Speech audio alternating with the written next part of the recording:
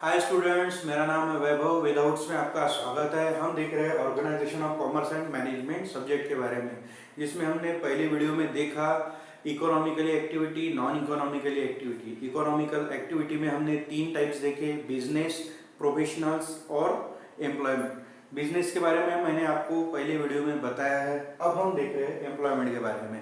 Employment मतलब क्या है, जो इकोनॉमिकल एक्टिविटीज में आता है। तो उसका इंट्रोडक्शन है, it is an economically activity. It is an economically activity मतलब क्या है, म्हणजे काय।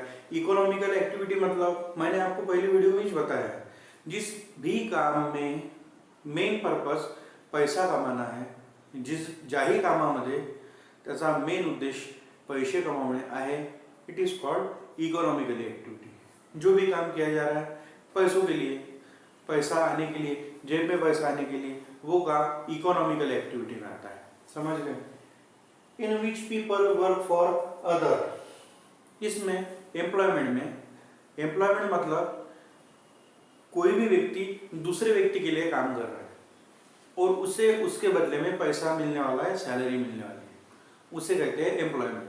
कोई भी व्यक्ती, कुठलाही व्यक्ती हा दुसऱ्या माणसासाठी काम करतोय आणि त्याला त्याच्या बदल्यामध्ये सॅलरी मिळणार आहे। There is an employer and employee relationship. Employer and employee relationship म्हणजे मतलब एम्प्लॉयर और एम्प्लॉय की रिलेशनशिप होती है। एम्प्लॉयर मतलब जॉब देने वाला, एम्प्लॉय मतलब जॉब करने वाला। दोनों में एक जॉब लेने वाला और देने वाला और करने वाले का एक रिलेशनशिप होता है। जैसा कोई कर्मचारी है, उसका बॉस है, या कोई कंपनी का ओनर है, उसके कंपनी में जॉब करने वाला कर्मचारी है, ऐसा उनका रिलेशनशिप होता है एम्प्लॉयर एंड एम्प्लॉय का। Employer and employee. Employer is the person who offer the job. Employer मतलब कौन, जो जॉब ऑफर करता है। एम्प्लॉयर म्हणजे कौन, जो जॉब ऑफर करता है। And the person who accept the job is called employee. और जो पर्सन जॉब एक्सेप्ट कर रहा है, काम करने आ रहा है, ऑफिस में बैठ रहा है, वो एम्प्लॉय है।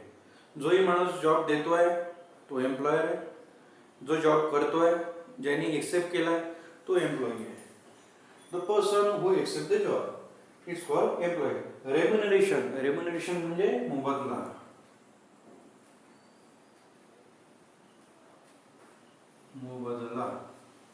Remuneration terms and condition are agreed by both of them. जो ही मोबदला आहे, ज्या टर्म्स अँड कंडिशन आहे, त्या दोघांकडूनही ॲग्री केलेले असतात जॉब देताना, जॉब घेताना। जो भी टर्म्स मोबदला है, जो भी टर्म्स है मोबदला है, वो एग्री किया हुआ रहता है दोनों की तरफ से जब जॉब दिया जाता है और जॉब एक्सेप्ट किया जाता है। अब उसके फीचर्स देखते हैं। Aim the main aim is the earn money for the meeting need of employee and employer. Main उद्देश्य पैसा कमाना है, ये मेन एम है। मेन उद्देश्य पैसा कमवणे आहे, हा मेन एम्प्लॉयमेंटचा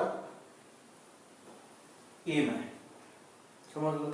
दूसरा है qualification. Each job required some qualification. कुछ जॉब होते हैं उन्हें क्वालिफिकेशन इंपॉर्टंट होता है। काही जॉब असतात त्याला क्वालिफिकेशन इंपॉर्टंट असते। Each job required some qualification, skill और unskilled labour is required as per the nature of the job. For the skilled job, some specific qualifications are required. Job of nurse is example, but no specific qualification for unskilled job is necessary. Example, office boy. कुछ जगह education important होता है, वो काम के स्वरूप के लिए। मतलब किसी को नर्स की जॉब चाहिए तो उसे नर्सिंग में डिप्लोमा आवश्यक होता है। 10th पास कोई लड़की जॉब वो नहीं कर सकती। तो कुछ कामों में एजुकेशन इम्पोर्टेंट नहीं होता है, जैसा कि ऑफिस बॉय, वो 10th पास फेल भी चल जाता है। समझ में है। किसी जॉब में, किसी काम के स्वरूप में एजुकेशन इम्पोर्टेंट होता है, तो किसी काम में, स्वरूप में एजुकेशन इम्पोर्टेंट नहीं होता है। तीसरा है monetary returns.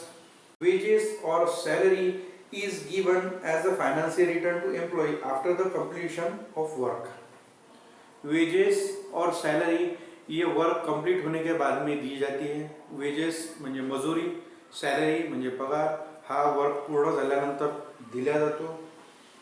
wages are decided advance before employment. wages जो भी मजदूरी है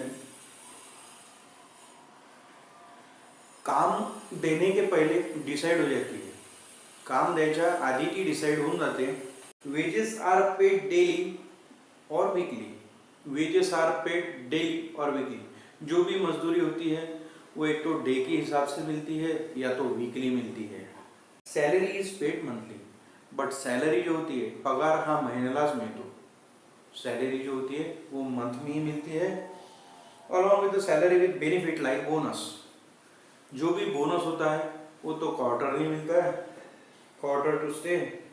subsidise food in a canteen.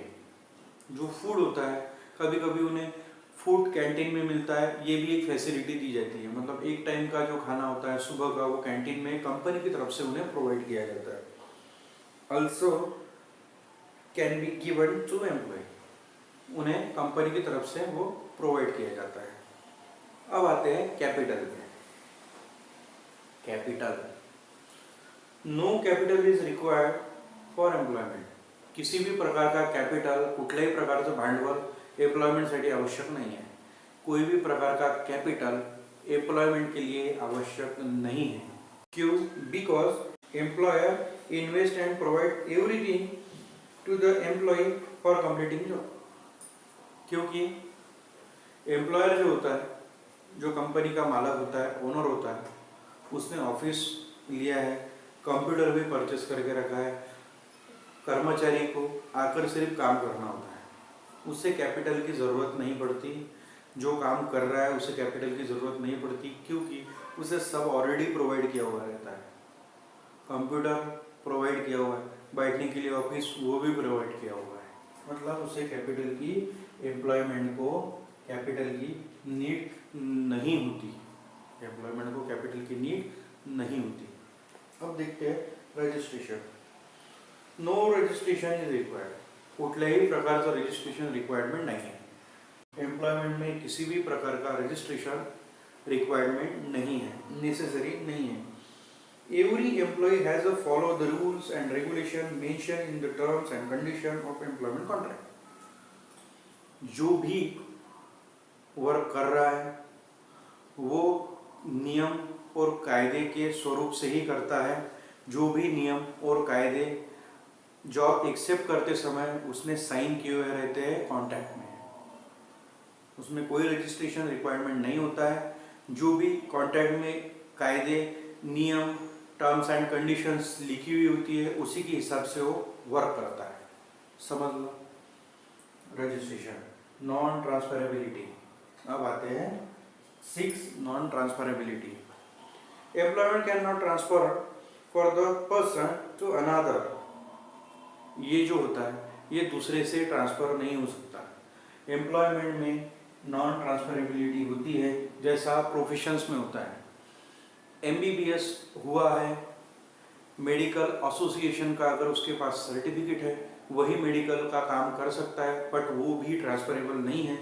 वैसे ही एम्प्लॉयमेंट में ट्रांसफरेबल नहीं है. जैसे कि for example if teacher retired. अगर टीचर रिटायर्ड हो गया, सेवानिवृत्त झाला, then he can not transfer his job to his son and daughter. अगर टीचर कोई रिटायर्ड हो जाता है तो उसके जगह पर उसके लड़के को या उसके लड़की को वो जॉब ट्रांसफ़र नहीं कर सकता. ये ट्रांसफरेबल नहीं होता. समझ में है. अब आते हैं नेचर ऑफ वर्क पर. Nature of work. Every employee accepted to complete the work.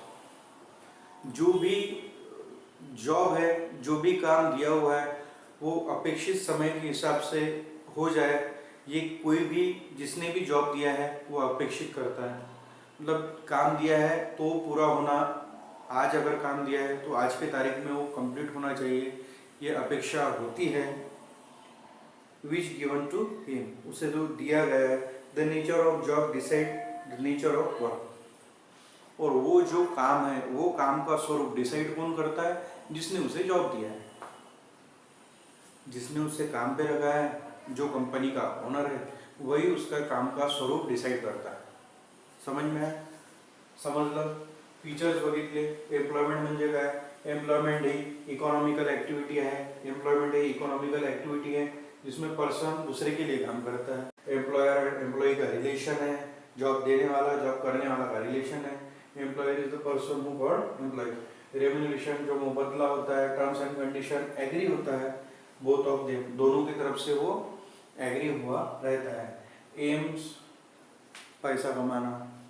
Qualification, कुछ जगह क्वालिफिकेशन इंपॉर्टेंट होते हैं, कुछ जगह पर क्वालिफिकेशन इंपॉर्टेंट नहीं होते. जैसा कि नर्स, उसके लिए डिप्लोमा कंपलसरी है. जैसा कि ऑफिस बॉय, जिसके लिए एजुकेशन कंपलसरी नहीं है. मॉनेटरी रिटर्न्स, वेजेस और सैलरी. ये वेजेस वीकली मिलते हैं या डेली मिलते हैं, पर डे मिलते हैं. सैलरी मंथली मिलती है, मंथली ही मिलेगी. उसके बाद में सैलरी के साथ में बोनस, कैंटीन की फैसिलिटी वो भी प्रोवाइड होती है. कैपिटल रिक्वायरमेंट नहीं होता है, क्योंकि जो भी जॉब कर रहा है उसे सारी फैसिलिटीज जिसने उसे जॉब दिया है उसके तरफ से प्रोवाइड की जाती है, इसलिए कैपिटल इम्पोर्टेंट नहीं होता. रजिस्ट्रेशन भी इम्पोर्टेंट नहीं है. एम्प्लॉयमेंट में रजिस्ट्रेशन इम्पोर्टेंट नहीं है. ये भी नॉन ट्रांसफरेबल है.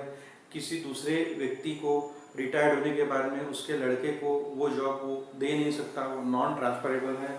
उसके बाद में नेचर ऑफ वर्क, जो भी वर्क का स्वरूप है वो जो डिसाइड करता है जिसने उसे काम दिया है, और वो जो काम दिया है वो समय में पूर्ण होना अपेक्षित होता है.